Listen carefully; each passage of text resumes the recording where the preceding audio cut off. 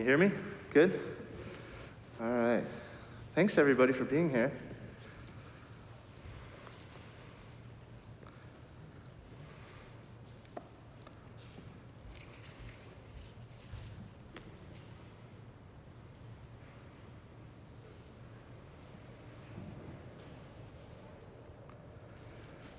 Good morning. So I learned a new phrase from Lama yesterday called subject spread. I don't know if that's his invention but I love the word because that's where I found myself this week, because sometimes there's something you want to talk about and then you start to think about all the things that are connected to it, and what could be like a really clear and concise path to a certain, important topic becomes just a cloud of ideas, and the more you try to make it fit, right, it just gets bigger and bigger. So it can be a little bit overwhelming, like all the details, all the ideas, all the things that you think matter, just get bigger and bigger and bigger. And it actually led me back to kind of a place where I first got out of retreat, which is when I first started giving talks for KTC online. It was all on Zoom, so I was comfortable, in my living room on the computer.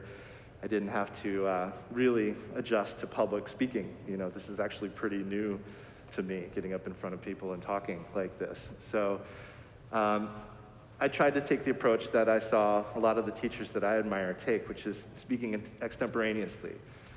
Just kind of having an idea and going with it. And I really made the effort to do that on all my initial talks. I would just make a little bit of an outline and just go. And I learned a lot about myself in terms of my fears and stuff. Like, I don't like silence. And if I'm speaking extemporaneously, I find myself speeding up, not leaving pauses, kind of afraid that in that pause, I don't know what would happen, but it's, daunting. And so the last two talks I gave here, I kind of ended up on the other end of the spectrum because I was nervous about coming in here and talking, and so I wrote it all out, pretty much everything, just basically scripted. And I was able to put all the pauses where I wanted and had the jokes, inserted and prepared in advance, and all the spontaneity was orchestrated, And then the last time during the question section, I found like I was just being myself answering questions because I didn't have a script. And I was like, I gotta get back to that, So this week when I had that subject spread, I just realized this is too many details, too much planning. It's cramping my style and it's not helping, So I need to at least move back in the direction of some spontaneity, and giving in and actually embracing a little bit of the mystery, of what can happen, And that's something that I love in art, That's the music I like. The theater I like, improvisational music, jazz, fish, all that kind of stuff. I want to just go feeling like, I don't know what's going to happen, and being excited about that, even if it's not exactly what I want. I like the little bit of the danger in that, So I want to be able to do that as I deliver talks too, where we there's a little flow of energy happening and we end up with something together that's kind of our own creation. So that's kind of where I threw the dice on today, So I've got a little outline again, and we're just gonna go, which is cool. It gets me back towards, I think, a little bit of courage that we all could try to work into our lives, I think a lot of times our negative emotions that come up are in response to hopes or fears or expectations that aren't met. And there's a planning that needs to be done for sure, but there has to be some kind of balance. There has to be some kind of middle way. And so a lot of times I think we'll find ourselves on one end of the spectrum or the other. We're either too rigid and planned out and filled with expectations and thinking we've got it all covered, or we just aren't paying enough attention to anything and we're just kind of floating along hoping that the good stuff will happen, but not doing anything responsible to bring it about. So this actually relates to what the core of what I wanted to talk today, which is vivid and insubstantial. which is one of the ways that we describe our deity meditation practices, visualization practices. That's maybe the most important instruction when we visualize Buddhist deities like Chenrezig, and self-visualize as the embodiment of compassion, Chenrezig. It's that instruction that the form is vivid, but insubstantial. And we also say like made of light. So you can see it, but it's not solid, you know? And that approach of remembering vivid and insubstantial, both, in every aspect of our life is extremely powerful, especially when we're suffering. So let's just start there, and then we'll chant the Refuge Prayer together. And the Refuge Prayer is like one of those ways of like, we're setting an intention. This is like a conscious, mindful way of moving forward to create positive circumstances for ourselves and other beings. So we'll chant this together. We'll do once in Tibetan, once in English, and once in Tibetan. O Sangye Chidang Soki Chodnam La Janchu Badu Dagni Kyapsu Chi Daki Jinso Ki Pe Sunam Ki Drola Penchi Sangye Drupasho. In the Buddha, the Dharma, and the assembly most excellent, I take refuge until I reach enlightenment. By the merit of generosity and other good deeds, may I achieve enlightenment for the sake of all beings. O Sangye Chidang Soki Chodnam La Janchu Badu Dagni Kyapsu Chi Daki Jinso Ki Pe Sunam Ki Drola Penchir Sangye Drupasho.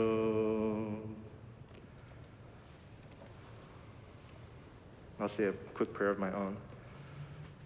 Alden Soe Lama Rinpoche Daki Chiwo Pede Den Chula Kadun Shampo Gone Je Zunte Kusun Tuking Yudrup Saldu So.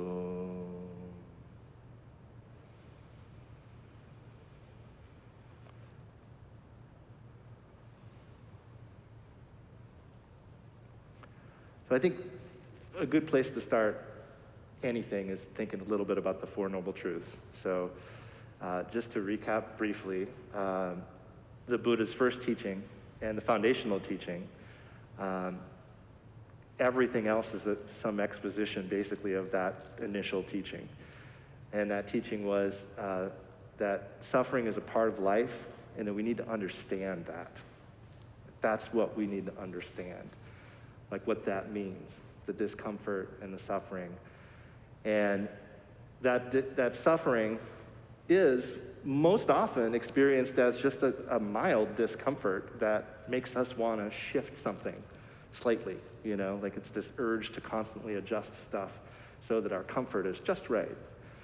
And it can also be the big stuff, and it is the big stuff too. But where we see it most often and where our opportunities are to work with it are in noticing those little moments of discomfort that are somehow driving us or propelling us with this need to change something. Often minor stuff, right? Like the most easy example is reaching for your phone because you can't be present with your thoughts, you know, like, and I think most of us do that.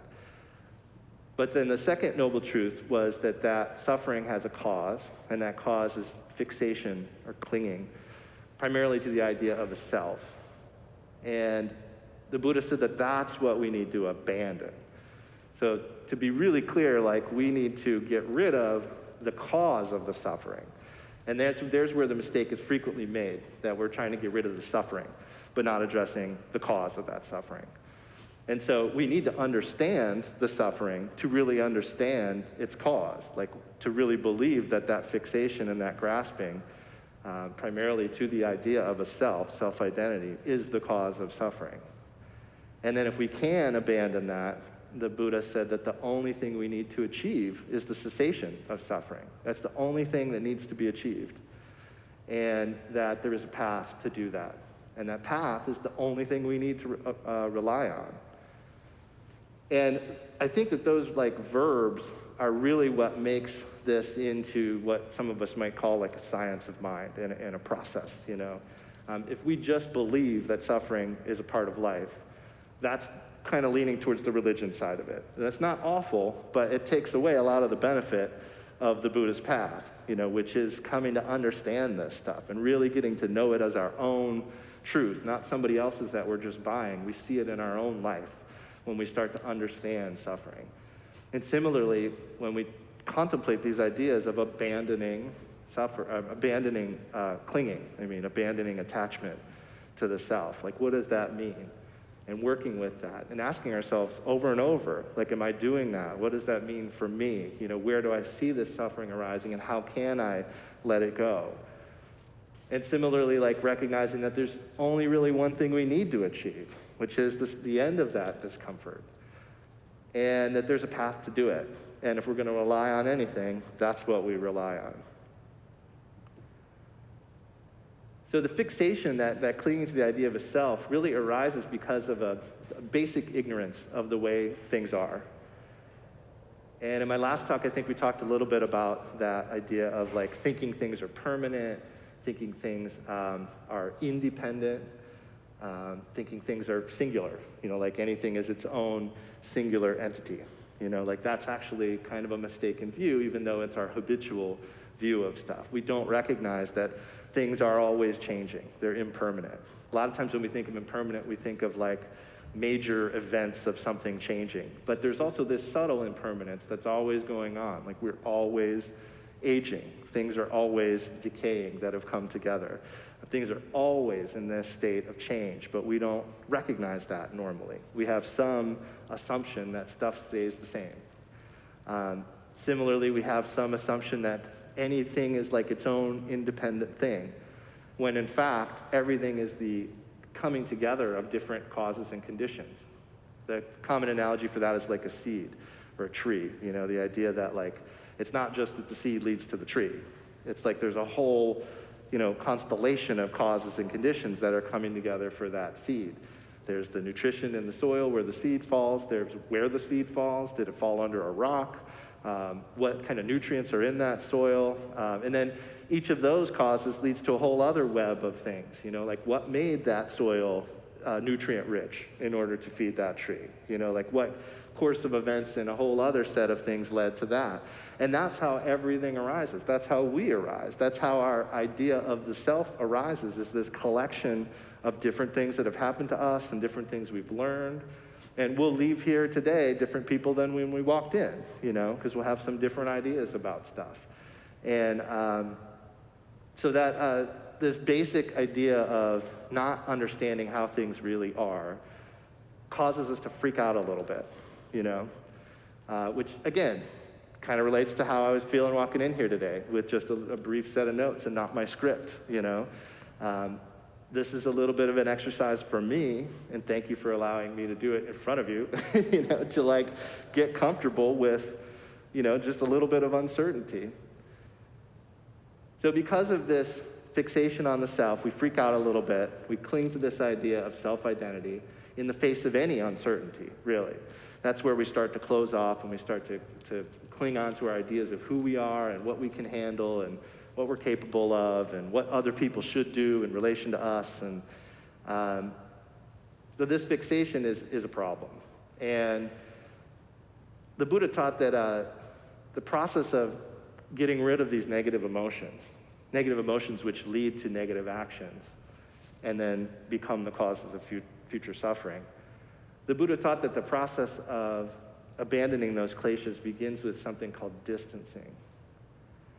And that means recognizing that the negative emotions, which is kleshas in Sanskrit, recognizing that they're a problem. Not just theoretically, but remembering that all the time. So there's kind of two aspects here. There's the like recognizing it for ourselves. I mean, it's easy to say, of course, negative emotions are bad. They're called negative. But how does that work in our life? How does that look in our life? What things do we do habitually that we think are us that are actually negative emotions, perpetuating negative patterns? There's some classic examples of these types of things, attachment, aversion, and like any kind of like bewilderment or ignoring. Those are what we call the three poisons. But there's also pride and jealousy and all kinds of other things that we do, seemingly naturally, really habitually. But we think a lot of times that these things we've learned are us, and we're kind of defined by how we react to certain situations. Even just like the food is like that. If you go somewhere and there's food you like, you're like, yeah, and if there's stuff you don't like, you're, oh, I'll eat it, but I really don't like Brussels sprouts, So there's all these little points in our life where we have these attachment and aversion things arise, or just ignorance. And we kind of think that's who we are. And it gives us some perverse comfort to check in with those things, to kind of see like, yeah, I'm still me because I still don't like the Brussels sprouts, So to get to that idea again about vividness, in the Hinayana vehicle, Tibetan Buddhism is broken into like three paths, or three what we call vehicles. And they're not separate. Like in here at KTC, we teach all three. And once you work on the Hinayana, you move to the Mahayana. And the Mahayana includes the Hinayana.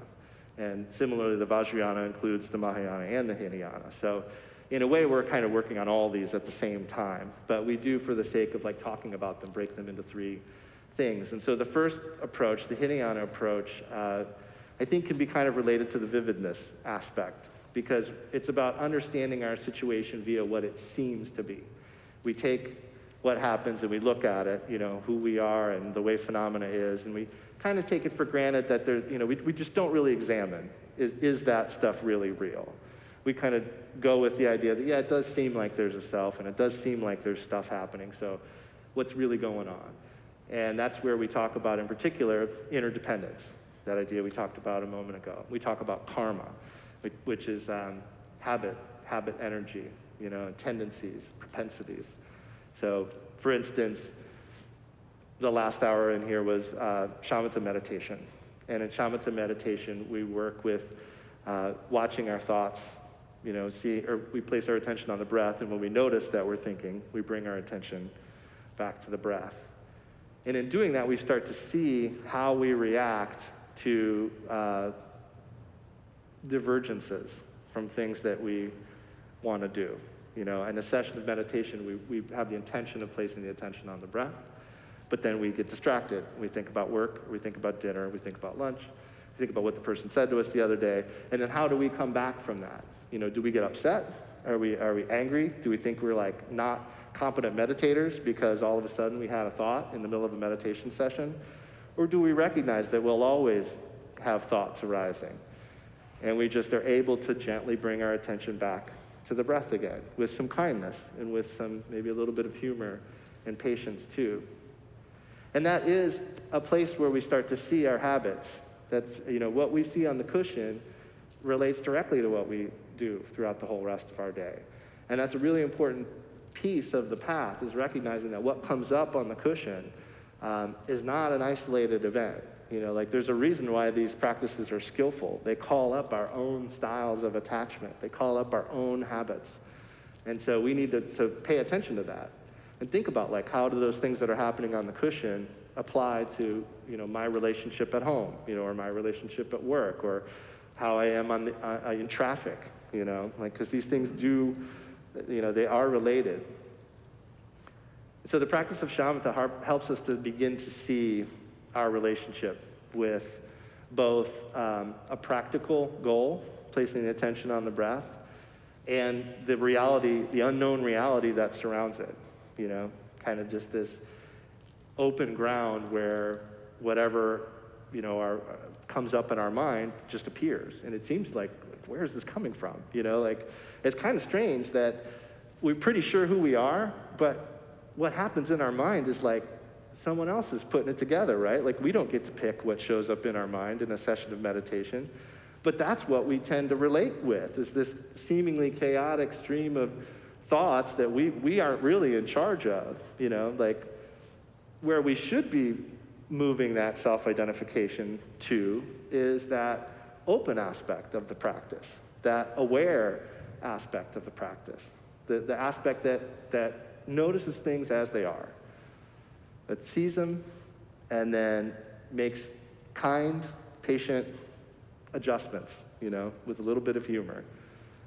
That's really more who we are, is that open aspect. It's not each of those impermanent, surprising thoughts that come up in a session of shamatha.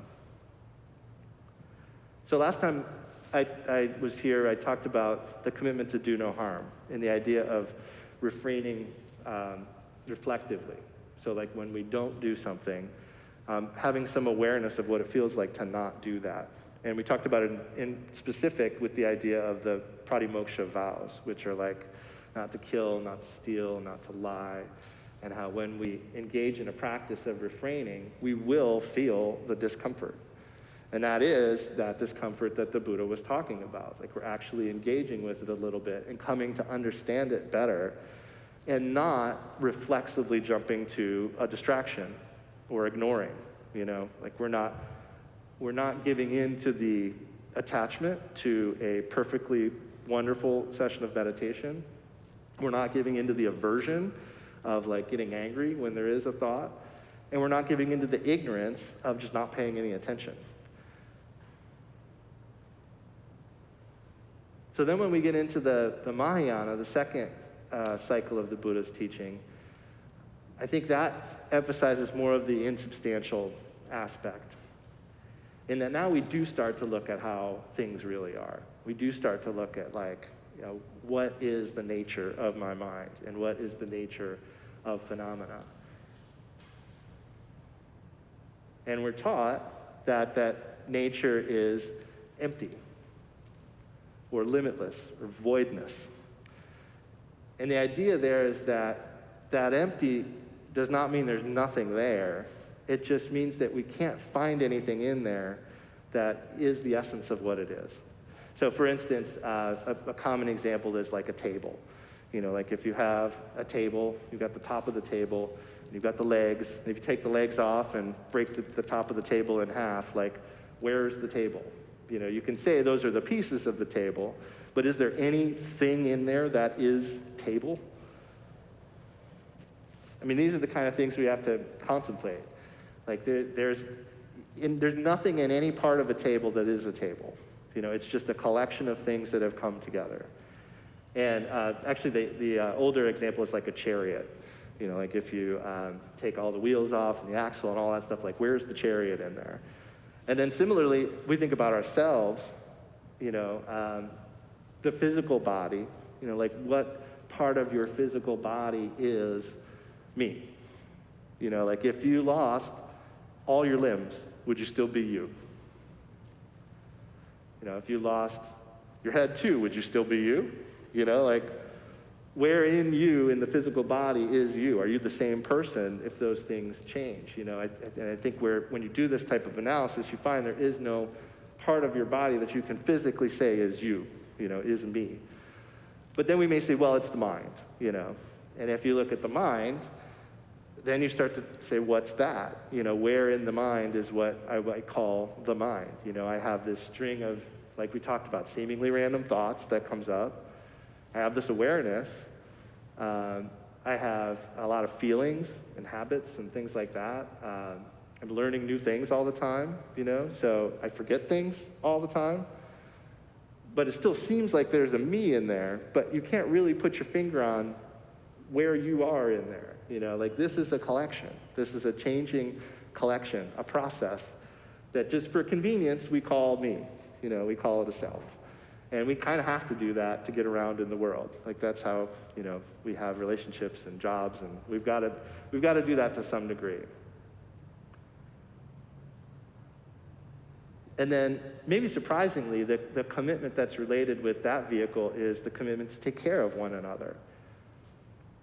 I said maybe surprisingly because if we're saying that there's no essence to ourselves or phenomena, like why do we then have to go take care of each other? And the idea is because we suffer from the ignorance of not knowing who we really are. That's where those negative emotions come from. And everybody's in that state. So we learn a little bit about this stuff, and we start to try to integrate it, and we do these really skillful practices, shamatha, and in the Mahayana, we'd be talking about like the practice of taking and sending, Tonglen, that's taught the 5th Sundays of each month here, the compassion meditation class. And we generate this compassion because we recognize that we're all in this same boat. Like we're all mistaking the way things really are, and we're all not seeing the actual nature of things, and because of that we're reacting habitually again and again. And really the only thing we can do in that situation is start to cultivate some compassion for each other and some understanding that we're all facing the same fundamental issue. And another aspect of the practice of taking and sending and cultivating compassion is that we start to kind of blur the boundaries between self and other. We start to see that they're illusory, that they're imagined, and that they're habitually cultivated.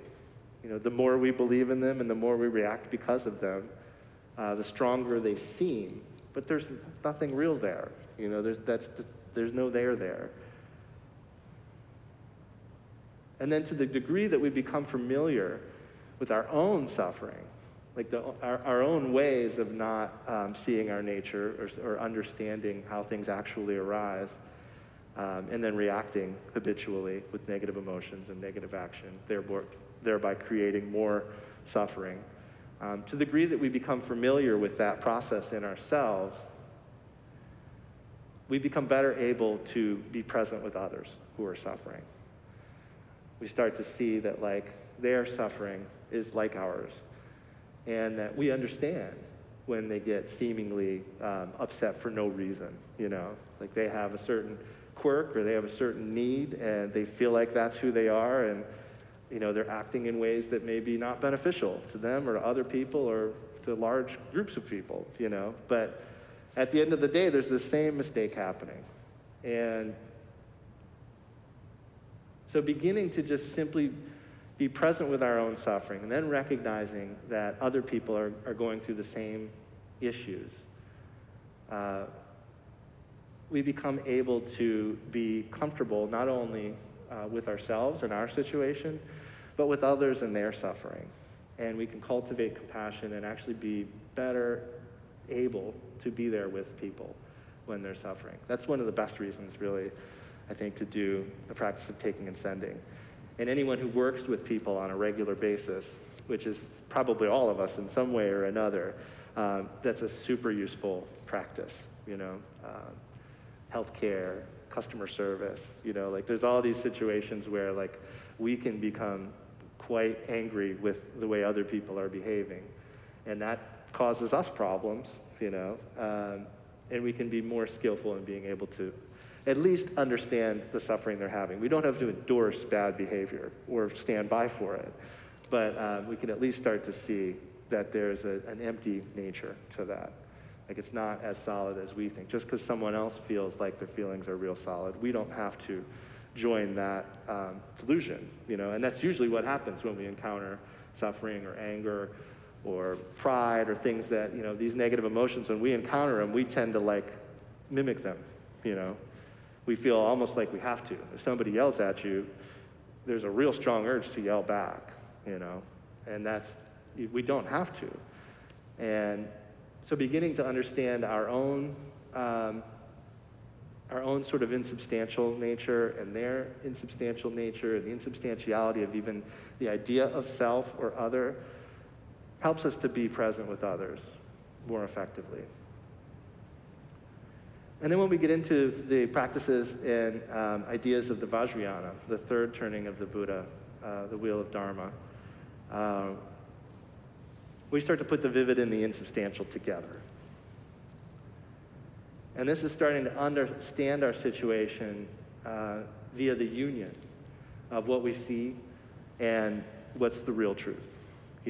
We obviously see stuff happening. We obviously have this idea that there's a self and that there's other, and we experience that. Experience goes on, even when we recognize, to some degree, conceptually, that the ultimate nature of things is empty. And there's a balance that has to be struck between what we see, and what we experience, and the ultimate empty nature of that stuff.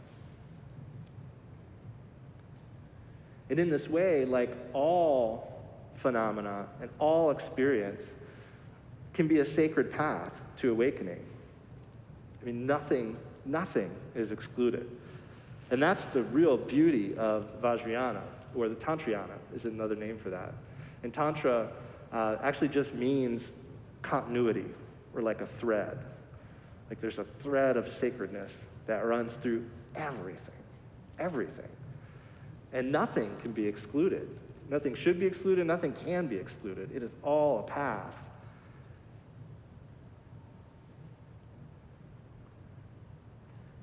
And the commitment that's related with that is usually the Samaya vow of the Vajrayana. And without getting too far into that, I think we can say that it's really the acceptance that we're bound to our experience, that we're bound to what we encounter in every moment. And I mean bound in a positive way, like that's our path, that's our results arising, that's our experience, that's our avenue to awakening, is what comes up in every moment. In the practice of Chenrezig, when we do the mantra section, the mantra recitation, the idea there is one of the things we can be doing is trying to cultivate what we call the threefold bearing. And that is that this idea of recognizing everything that we see, all form, as being like the body of the teacher. So everything we see is the teacher.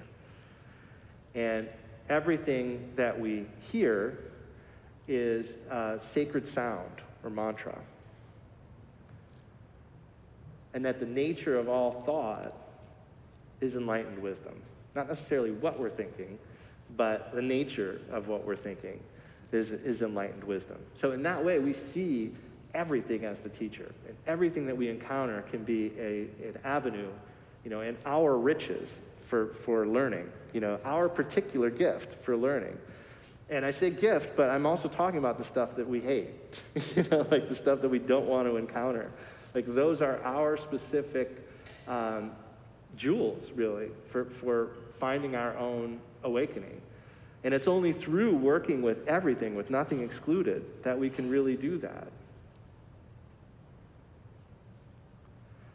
Yesterday we did a Nunye event here, and one thing we talked about, because Nunye is a difficult practice, complex, a lot of stuff going on. It's ritual is a common aspect of Vajrayana practices. So there's a lot of like rules and doing this and that, certain hand gestures, and you got to do this when you come in the room and don't do that. And it's tough to remember all that stuff. And we can get a little hung up on the details. We can get a little hung up on wanting to do it perfectly.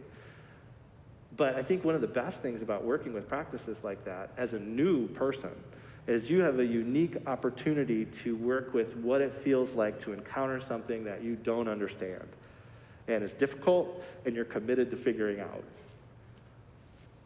And most of the time, we don't like that.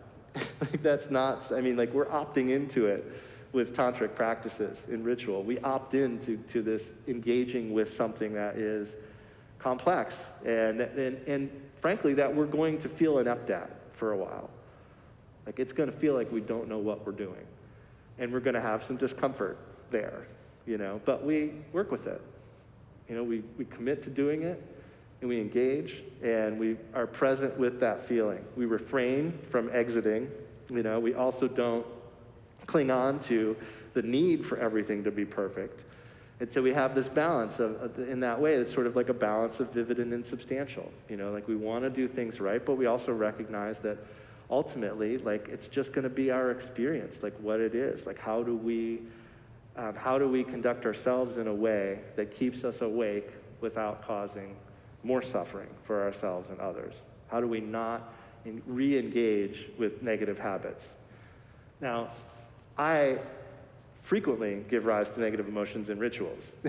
And I think most of us probably do, because there's so much to bring up our attachments there. Like there's so much, that's one of the reasons that Tantra is such an incredible spiritual technology. It is sneaky in the way it works. Like we kind of think that like, pouring the water here is the thing, but the thing is what's happening in your mind when you spill that water, or what happens when you, mispronounce something, or maybe everybody else stops chanting and you're the last one, like, up, up.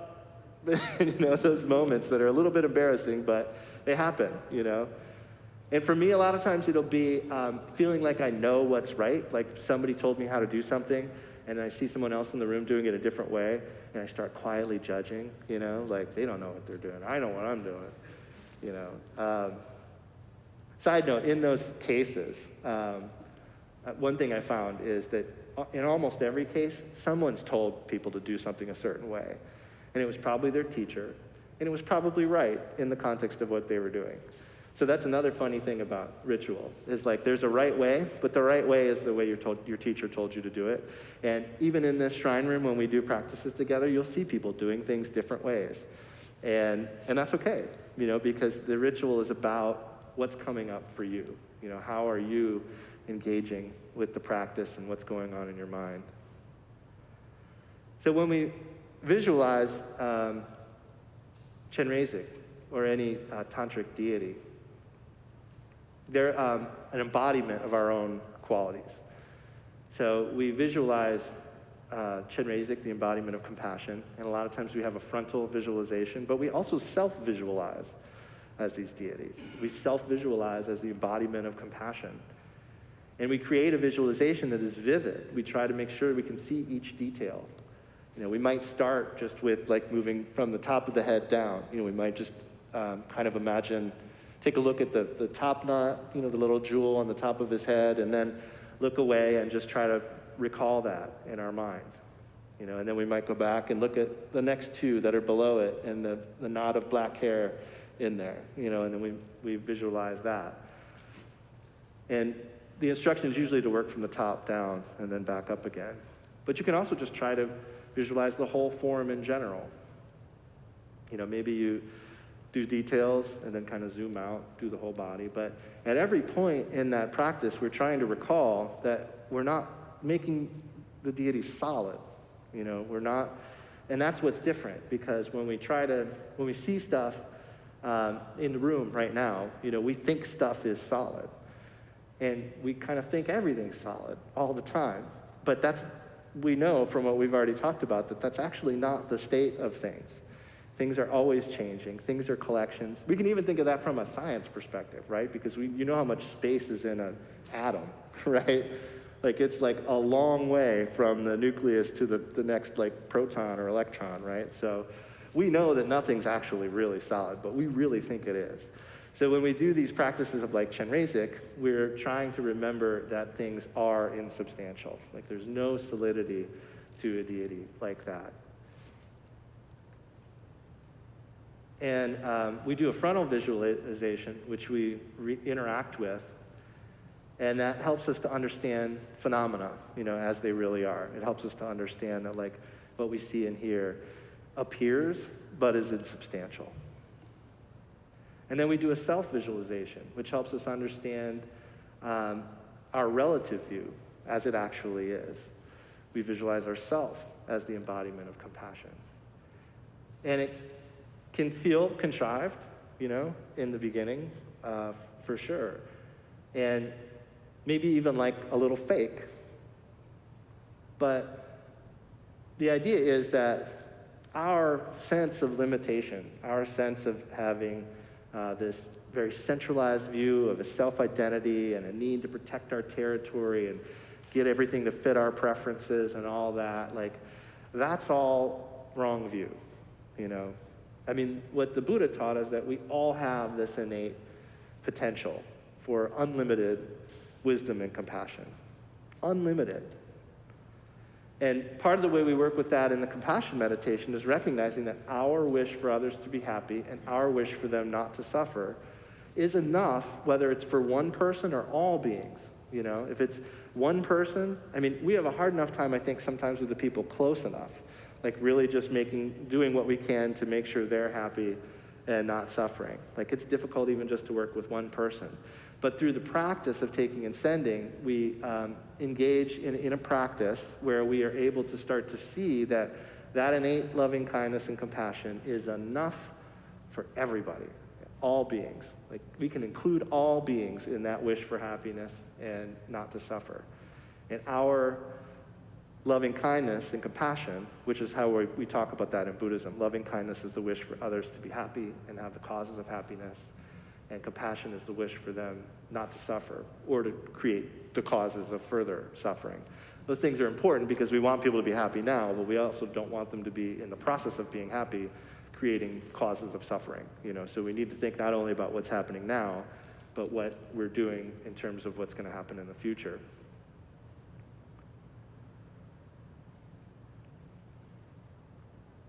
So another common part of the practice of deity meditation is, once we've created this visualization of ourselves that's actually much closer to the truth, which is really where I was going here, because we have this idea that we're limited, but we have to recognize that we have this open, wise, compassionate nature, and we have to start to habituate in that direction.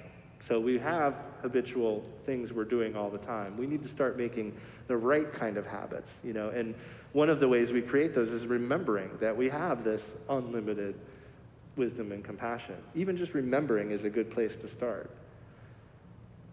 And so it's actually closer to the real truth to visualize ourselves as as deities like Chenrezig, to think of ourselves and other people in that way, both because there's that acknowledgement of unlimited wisdom and compassion, and also because there's this acknowledgement that what we see is insubstantial. We see it, but it's insubstantial. It's insubstantial, but we see it.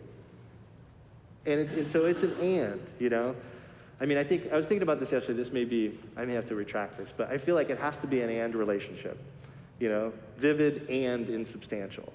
It's not like vivid but insubstantial, because it's both. They're two aspects of the same thing. Things do appear, but they appear because they're insubstantial. And because things are insubstantial, things can appear and change and interact. If they weren't insubstantial, they couldn't do that. If things were really solid and what they were and independent, there would be no change in interaction and all that stuff. So it's only because of that insubstantial aspect that we can have the vividness. And it's only because of the vividness that we can find that insubstantiality. We see that things are changing, and we see that there is no essence to stuff. So it is a vivid and insubstantial relationship. And at the end of these practices, we usually dissolve our self-visualization. We just dissolve it into emptiness. But that emptiness isn't nothing. We do that disillusion, and it's not like all of a sudden lights out, like you're still right there, Ideally, you have a little gap where you're right there with no reference point. You're just there with experience and awareness, and you can just rest there without clinging back to that idea of a self. Pretty quickly, we're going to cling back to the idea of a self. And that's okay, because that's been our habit for a long, long, long time. But we start to train. We're training, and we're starting to see, we do these practices that are really, really skillful, and we start to see that that's actually the way things are. And in particular, we start to build the confidence that we can interact with a vivid world, that is also insubstantial. And we can remember both of those things. And we can have a process of awareness and experience that isn't necessarily tied to a self-identity, or isn't necessarily defined by who we are and what it is. So that emptiness that we rest in at the end is also awareness. It's vivid. And then what we do as soon as we have some sort of dualistic thought, some thought based on any conceptuality or ourself, is we re-arise. We re-arise as the deity. So we kind of let the whole visualization go, we dissolved into emptiness, and then instead of coming back as the person who's annoyed that I just had a thought in the midst of this incredibly relaxing meditation, I come back as Chenrezig. I come back with that unlimited compassion and the recognition of vivid and insubstantial. Vividness and insubstantiality, inseparable. And then it's with that frame of mind that we attempt to re-engage the world. And this is where the idea of mandala can come in too. The idea that our experience is our mandala. And it seems to us that we're in the center of it, and then there's all this stuff around us. But all the stuff in our mandala isn't in our control. What's in our control is how we react to the stuff in our mandala. And so that's kind of an interesting thing to think about when we walk around in the world. That it's going to appear that we're in the center of this mandala. We can't ever really control everything that's happening in the mandala, but how we interact with that mandala is our path. That is the path of vividness and insubstantiality. And that mandala is going to probably seem to be filled with what we call the 8 worldly concerns. Our mandala is going to present us with losses and gains and pleasure and pain and ill repute and fame and praise and blame and anything else that rhymes with aim. But those are potent avenues, for our awakening. And in fact, the more intense those things are, the more potent an opportunity they are.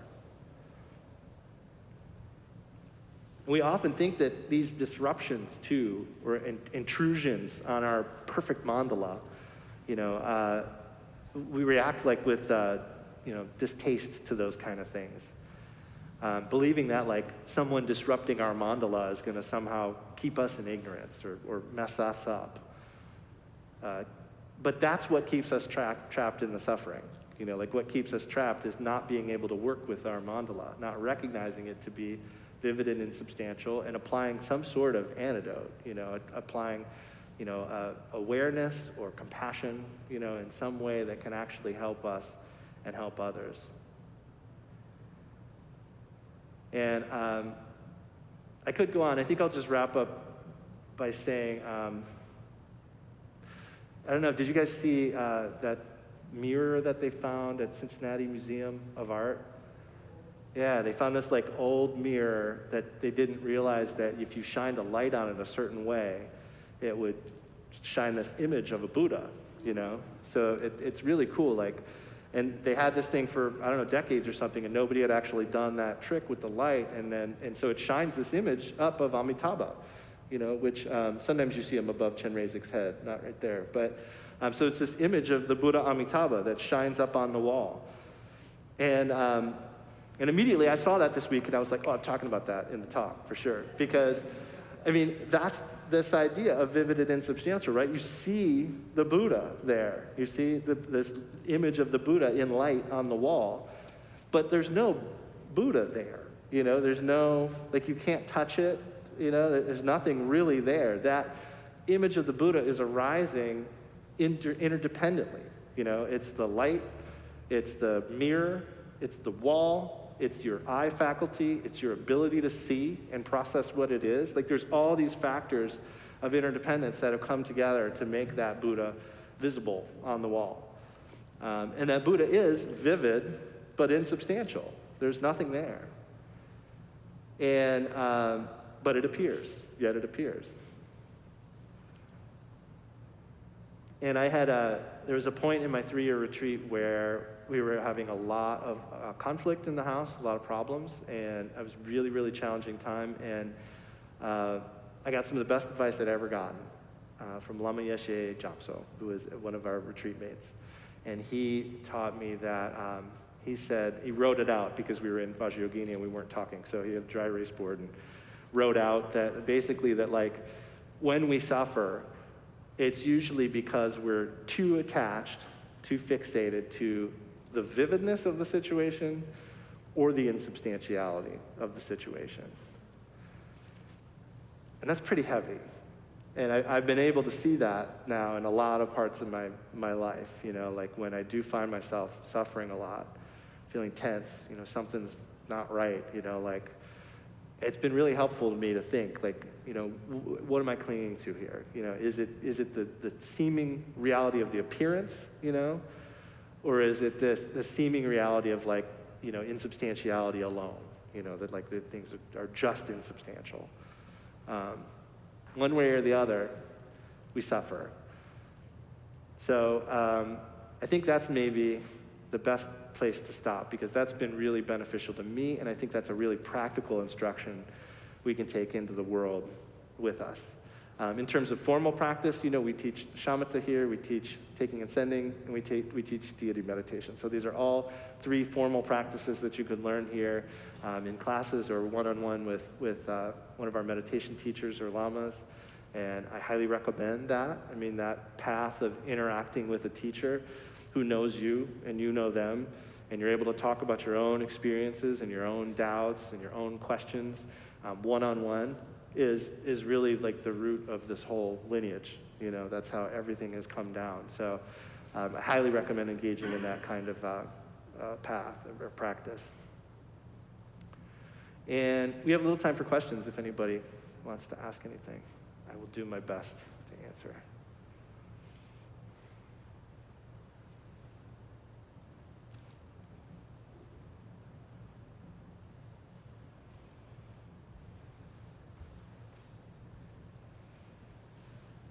Thank you for your talk, Lama Adam. I like your style. Thank you. So when you were discussing the Mahayana path relative to insubstantiality, and you discussed that as you can gain this universal wisdom, right, of insubstantiality, it leads you to the natural conclusion of compassion and loving kindness, and that makes sense to me. Last week, Lama Kathy taught in the 7-point mind training that if you gain the wisdom of that without compassion and loving kindness, that could be disastrous. And that makes sense to me, but I can't reconcile those two concepts, right? Could you say a little bit about that? Sure. I think so. I guess what you're saying is, so to repeat, you get the idea that like understanding emptiness leads to compassion, but if you were to understand emptiness without compassion, correct. Why is that a problem? Or how do you reconcile those two things? How could you understand emptiness without compassion? Okay. Well, I mean, I think the short answer is that our experience is vivid and insubstantial. So if you were getting the insubstantiality without the vividness, you're going to suffer, because the vividness is going to keep on coming. And the only way to interact with that, so another way to say it would be that like the skillful means of working with the vividness is compassion.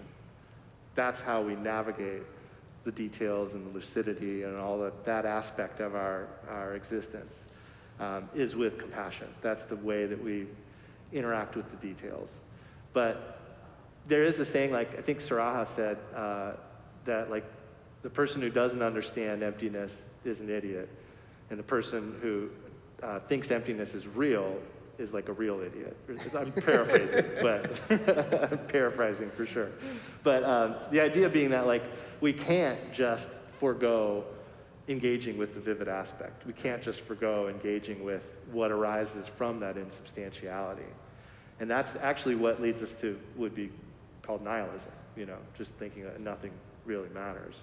Yep. And when you speak of clinging to insubstantiality, that is what you speak of?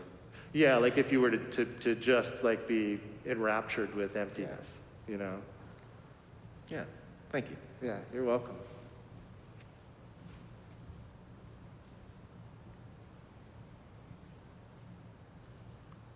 Anyone else?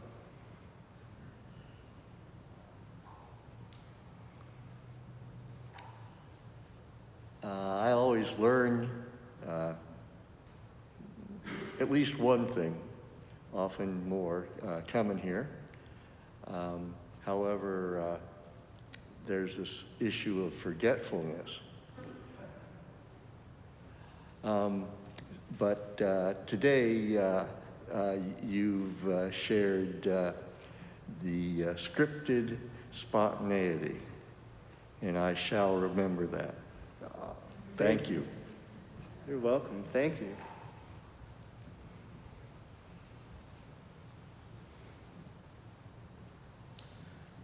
Hi, Lama Adam. You might not remember me. I worked with you briefly a few years ago. My name's also Adam. Yes.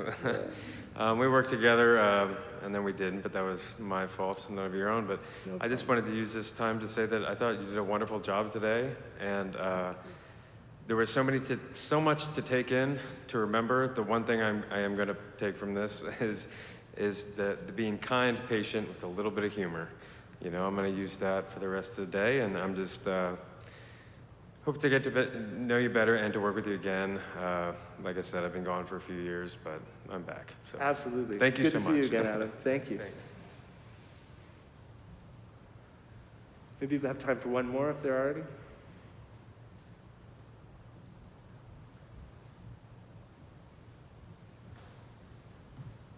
Hey.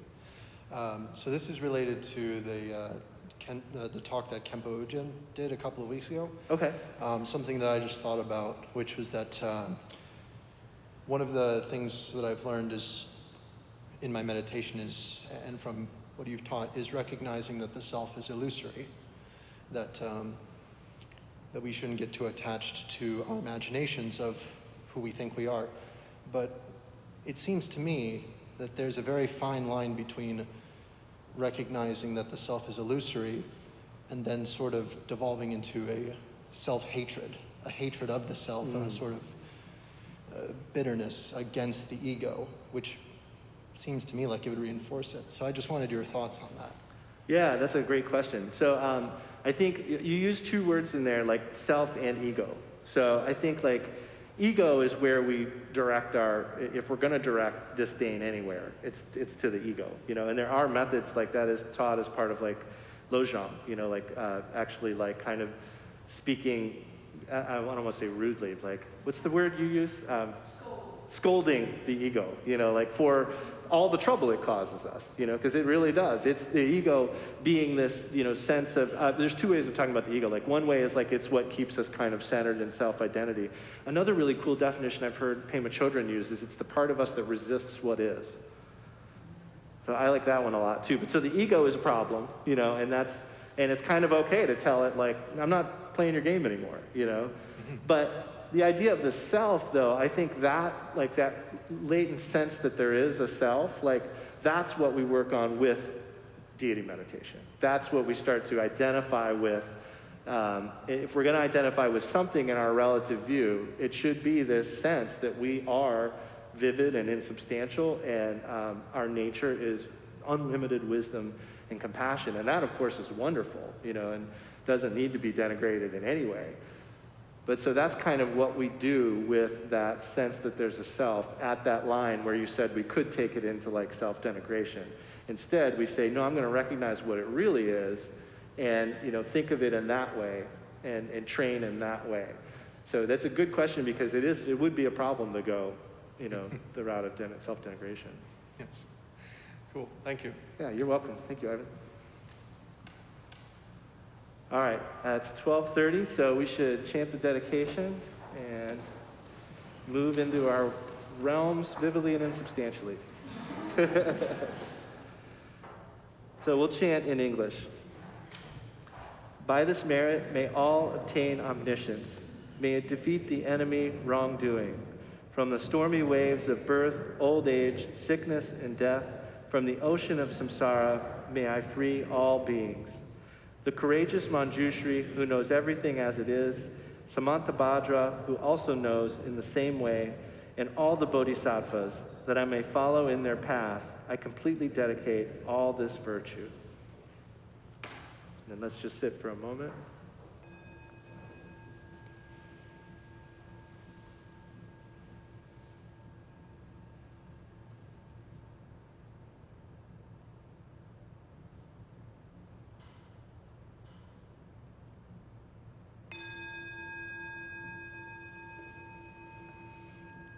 Thank you, everybody. Thank you. Thank you.